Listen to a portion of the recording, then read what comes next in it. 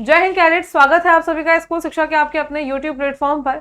And जैसा कि आपको पता है कि आपका सैनिक स्कूल का जो रिजल्ट है वो आ चुका है। एंड आई होप कि आप सभी ने अपना रिजल्ट देख लिया होगा। स्कोर कार्ड नहीं देखा है तो वीडियो मैंने बना रखी है कि डिटेल में कि कैसे आपको अपना स्कोर कार्ड डाउनलोड करना है, तो वो आप देख करके अपना स्कोर कार्ड डाउनलोड कर लीजिए और हमें कॉमेंट सेक्शन में बता दीजिएगा कि आप पे कितने मार्क्स आ रहे हैं। और साथ में हम यहाँ पे एक गूगल फॉर्म जो है डिस्क्रिप्शन में दे देंगे, आप उसको फिल कर लीजिएगा जिससे आपको आगे आने वाले काउंसलिंग प्रोसेस में आपकी हेल्प हो सके। ठीक है, कुछ बेसिक डिटेल्स वहां से आपसे ली जाएंगी और आपके आगे काउंसलिंग प्रोसेस में आपकी हेल्प की जाएगी।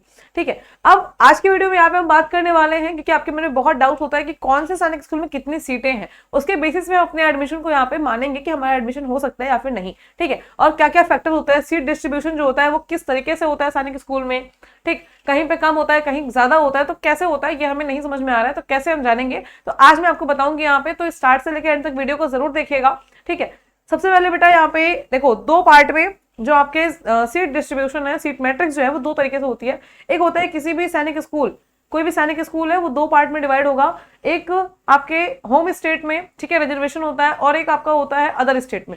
ठीक है, तो जो होम स्टेट के बच्चे होते हैं बेटा, जो होम स्टेट के बच्चे होते हैं उनके लिए 67% जो है सीट वो रिजर्व होती है, और जो आपके अदर स्टेट के बच्चे होते हैं उनके लिए 33% सीट जो है वो रिजर्व होती है किसी एक सैनिक स्कूल के लिए। ठीक है, किसी भी सैनिक स्कूल के लिए। ये हो गया पहला फैक्टर। दूसरा होता है गर्ल्स बॉयज में सीट जो है वो डिवाइड होती है कि गर्ल्स की इतनी सीट है, बॉयज की इतनी सीट है। ठीक है, फिर कैटेगरी वाइज डिवाइड होता है कि जनरल के लिए इतनी होगी, ओबीसी के लिए इतनी होगी, ईडब्ल्यूएस के लिए इतनी होगी, एसटी के लिए इतनी होगी और एचसी के लिए इतनी होगी। ठीक है, उसके बाद में रैंक वाइज होता है आपका। तो ये इतने फैक्टर्स होते हैं। अब यहाँ पे हम बात करेंगे सीट मैट्रिक्स के बारे में कि आप कौन से स्टेट से आ रहे हो और आपके स्टेट या फिर जो हमारे टोटल सैनिक स्कूल है ना उसमें कितनी टोटल सीट है, क्योंकि प्रायोरिटाइज सबकी होती है सैनिक स्कूल की जो हमारे गवर्नमेंट है। ठीक है, तो उनके नंबर ऑफ सीट्स की हम बात करेंगे टोटली कहाँ पे कितनी सीट है। अब कैटेगरी वाइज कौन सी सीट कितनी होगी वो आप देख लीजिए, मैं आपको बता दूंगी कैसे आपको सर्च करना है, कैसे देखना है, कहाँ पे देखना है। तो आप अपने पेरेंट्स के साथ मिल करके आप उसको देख लीजिएगा, आप कौन से स्टेट से बिलोंग करते हो और कौन से स्टेट के या फिर अपने स्टेट में कौन से सैनिक स्कूल को टारगेट कर रहे हो। ठीक है, वो मुझे कमेंट सेक्शन में बता देना जरूर से। सबसे पहले आपको सीट मैट्रिक्स को सर्च करने के लिए या फिर ये जानने के लिए कि कौन से सैनिक स्कूल में कितनी सीटें हैं, ठीक है, बॉयज की कितनी सीट है और गर्ल्स के लिए कितनी सीटें हैं, इसको देखने के लिए आपको AISSAC के ऑफिशियल वेबसाइट पे आना है, जो कि आपका ऑल इंडिया सैनिक स्कूल एडमिशन काउंसलिंग का वेबसाइट है। ठीक है, ये मैंने यहाँ पे सर्च कर लिया, पहली वेबसाइट ही इसकी है। ठीक है, पहली वेबसाइट पे आओगे, यहीं से आपने ई काउंसलिंग का रजिस्ट्रेशन किया होगा, जो कि अब यहाँ ऑप्शन नहीं दिख रहा है। इसका डेडलाइन था, लास्ट था आपका 28 फेब, वहां हो गया, अब इसके बाद में ये ओपन नहीं हुआ है। ठीक है, यहाँ पे जब आप ऊपर ही देखते हो तो home counselling process, school information, notices, help desk, counselling process में देखेंगे तो आपको पता है कि काउंसलिंग प्रोसेस कैसा होगा। और अगर आपको नहीं पता है काउंसलिंग प्रोसेस के बाद में क्या क्या चीजें होंगी, तो मैंने एक वीडियो यहीं पे आपको बना रखी है इसी चैनल पे, आप वीडियो सेक्शन में जाकर के देख सकते हो कि आपकी डिटेल काउंसलिंग प्रोसेस क्या है, मैं आपको यहाँ पे बता दी हूँ। ठीक है, तो बेटा काउंसलिंग शेड्यूल जो है यहाँ पे आप जब आते हो तो आप देखो, यहाँ पे आपका ई काउंसलिंग रजिस्ट्रेशन का डेट आया था 21 फेब से। ठीक है ना, सॉरी 21 फेब तक में ये लास्ट डेट था फिल करने का, फिर ये एक्सटेंड हुआ 28 तक हुआ, और उसके बाद फिर 28 फेब के आपके 11:30 बजे रात तक में भी हुआ। दूसरा चीज आता है कि आपका यहाँ पे करेक्शन विंडो चीजें हो गई थी। ठीक, चॉइस फिलिंग विंडो यहाँ पे काउंसलिंग में, अब रजिस्ट्रेशन के बाद आपका चॉइस फिलिंग विंडो ओपन होगा जिसका डेट अभी बताया जाएगा। ठीक है, SOP आएगी, गाइडलाइन आएगी, उसमें सारे डेट जो होंगे वो बताए जाएंगे। फिर उसके बाद में चॉइस फिल करने के बाद आपका काउंसलिंग स्टार्ट होगा, जो कि आपके 5-6 राउंड में काउंसलिंग होता है। ठीक है, और काउंसलिंग के बाद में आपको स्कूल अलॉट होगा, स्कूल आपको एक्सेप्ट कर लेना है, जो आपको स्कूल मिलेगा। ठीक है, सैनिक स्कूल, उसको एक्सेप्ट करने के बाद में आप फी सबमिट करोगे, डॉक्यूमेंट वेरीफाई कराओगे और आपका एडमिशन जो है वो हो जाएगा। ठीक है, ये हो गया काउंसलिंग प्रोसेस। इसी वेबसाइट पे आप देख लोगे कि काउंसलिंग जो हमारे डॉक्यूमेंट्स होंगे जो हम वेरीफाई कराएंगे, वहां पे कौन कौन से डॉक्यूमेंट्स हमको चाहिए, तो वो डॉक्यूमेंट्स आपका यहाँ पे लिखा हुआ है। ठीक है, जब काउंसलिंग प्रोसेस स्टार्ट होगा तो आपको हम इसमें बताएंगे कि आपको कौन कौन से डॉक्यूमेंट जो है वो लेकर के जाने हैं। अब आता है बेटा हमारा स्कूल इन्फॉर्मेशन, जहाँ पे आपका सीट मैट्रिक्स आ गया। सीट मैट्रिक्स में आओगे आप तो आपको अपने क्लास के अकॉर्डिंग सर्च कर लेना। अगर आप क्लास 6 में हो तो आपका क्लास 6 ऑप्ट कर लेना, 9th में हो तो 9th ऑप्ट कर लेना, जैसे मैंने यहाँ पे 6 का कर लिया। ठीक है, अब 6 में मुझे यहाँ पे सेलेक्ट करना है कि मैं सैनिक स्कूल की सीट मैट्रिक्स देखना चाहती हूँ कि न्यू सैनिक स्कूल की सीट मैट्रिक्स देखना चाहती हूँ। तो मैंने कर लिया कि मुझे सैनिक स्कूल का सीट मैट्रिक्स जो है वो देखना है कि कितने सैनिक, आपको पता होना चाहिए कि हमारे टोटल सैनिक स्कूल जो ओल्ड सैनिक स्कूल हैं यानी कि सैनिक स्कूल वो 33 हैं, एंड जो हमारे न्यू सैनिक स्कूल कन्वर्ट हुए हैं वो 79 है। तो टोटल सैनिक स्कूल हमारे पास करंटली 112 सैनिक स्कूल है। ठीक है, इस चीज को अपने माइंड में रखना। ये मैंने ऑप्ट कर लिया कि सैनिक स्कूल देखना है, सर्च कर लिया मैंने, और ये हमारे पास आ गया। टोटल हमारे जो 33 सैनिक स्कूल है बेटा, आपको यहाँ पे दिख जाएगा ये 33 सैनिक स्कूल। कौन सा सैनिक स्कूल है, कहाँ पे, कौन से स्टेट में है, ठीक है, सारा मैट्रिक्स आ गया यहाँ पे। इन मैट्रिक्स में जब हम बात करते हैं तो जैसे देख लो, कालीकिरी की बात करते हैं यहाँ पे हम, तो यहाँ पे मैं 95 है। जब हम बात करते हैं बेटा कोरुकोंडा जो सैनिक स्कूल है हमारा 80 सीट है, टोटल सीट हमारी यहाँ पे 80 है। ठीक है,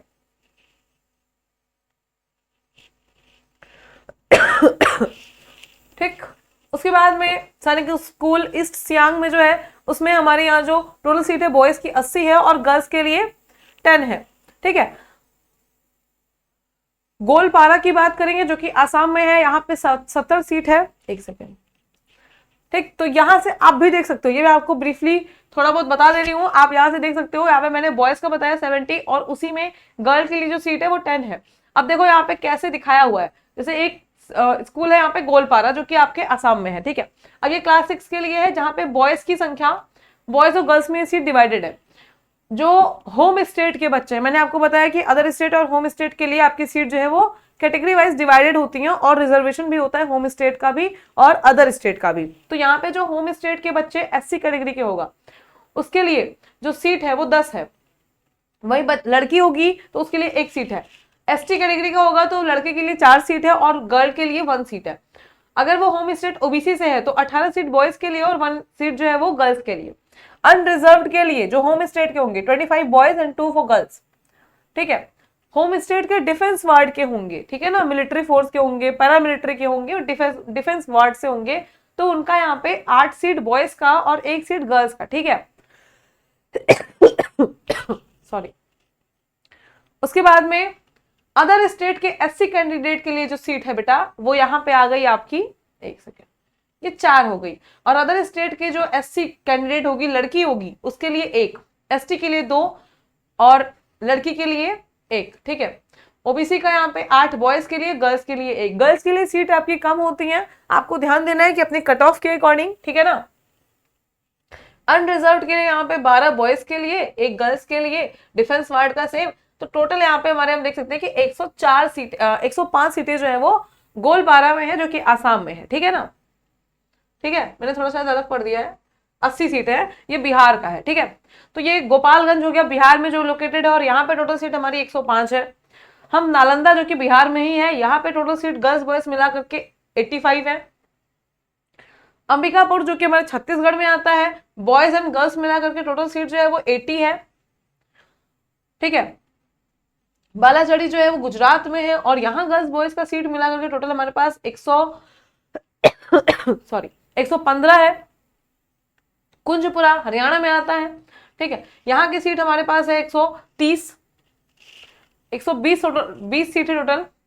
ठीक है ना, रेवाड़ी हरियाणा में है, सुजानपुरा तिरा जो कि हिमाचल प्रदेश में है। ठीक है, नगरोटा जो कि जम्मू एंड कश्मीर में है, तिलैया जो कि हमारे झारखंड में है। तिलैया बहुत अच्छा स्कूल है, ठीक है, बहुत अच्छा स्कूल है। और यहाँ पे टोटल सीट जो है बेटा तिलैया में वो है हमारे पास 160। सबसे ज्यादा सीट जो है वो तिलैया में ही है, आप देख सकते हो, इसको ऑप्ट कर सकते हो। ठीक है ना, उसके बाद में आप इसको यहाँ से ऑफिशियल वेबसाइट पे जाकर के देखिएगा अपने से भी। ठीक है ना, ये काम आपका होगा, या आप खुद से भी देखिएगा कि हमारा बच्चा, जैसे आप मान लो बिहार से हो, आपने गोपालगंज के लिए किया, अब आप देखो कि आपके बच्चे का मार्क्स कितना आ रहा है। ठीक है, बीजापुर हो गया आपका कर्नाटका का।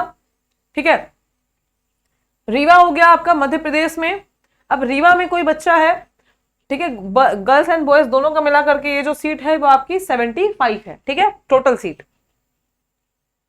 ठीक, सतारा जो कि आपके महाराष्ट्र में है और यहाँ पे जो सीट है टोटल गर्ल्स एंड बॉयज मिला करके वो हमारी है 120। ठीक है ना, भुवनेश्वर जो कि उड़ीसा में है। उसके बाद में कपूरथला की बात करेंगे, हमारा पंजाब में है और पंजाब में जो गर्ल्स एंड बॉयज की सीटें हैं वो हमारे पास टोटल है 90। ठीक है ना, चित्तौड़गढ़ जो कि राजस्थान में है, यहाँ पे गर्ल्स एंड बॉयज की सीट जो है वो टोटल वो है हमारे पास 111। अमरावती नगर तमिलनाडु में है, गोराखाल जो कि उत्तराखंड में है, गोराखाल बहुत अच्छा स्कूल है। यहाँ पर टोटल सीट हमारे पास 82 है गर्ल्स की सीट, ठीक है। अमेठी हो गया आपका उत्तर प्रदेश में, झांसी हो गया उत्तर प्रदेश में, मणिपुर है, मैनपुरी है जो कि हमारा उत्तर प्रदेश में है, पुरुलिया अच्छा स्कूल है, और यहाँ पे जो झांसी में है हमारा वो स्कूल अच्छा है, और यहाँ पे सीटें हैं हमारे पास 90।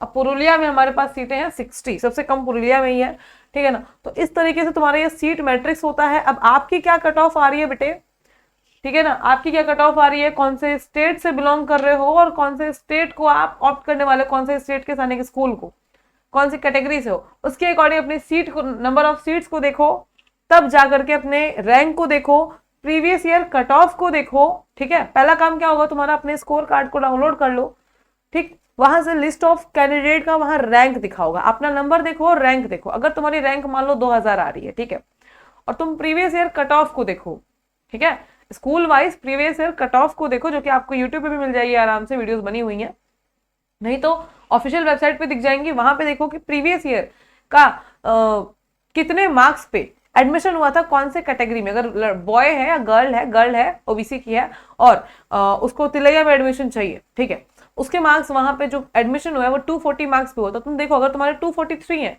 ठीक है, 240 है, तो मतलब कि तुम्हारा एडमिशन जो है वो हो सकता है ना। तुम जब काउंसलिंग प्रोसेस में चॉइस फिल होगा तो तुम तिलैया अपना प्रायोरिटी पे रख लेना, ठीक है। तो तुमको प्रीवियस ईयर कट ऑफ देखना होगा, समझ गए। कोई और डाउट होगा तो कमेंट सेक्शन में जरूर बताइएगा, और अगर आपने स्टार्ट से एंड तक वीडियो देखी है और आपके लिए हेल्पफुल है तो मुझे कमेंट सेक्शन में एक बार जरूर बताइए कि आपके लिए वीडियो कितनी हेल्पफुल रही है, एंड वीडियो को लाइक करना मत भूलिएगा। तब तक के लिए थैंक यू सो मच, जय हिंद।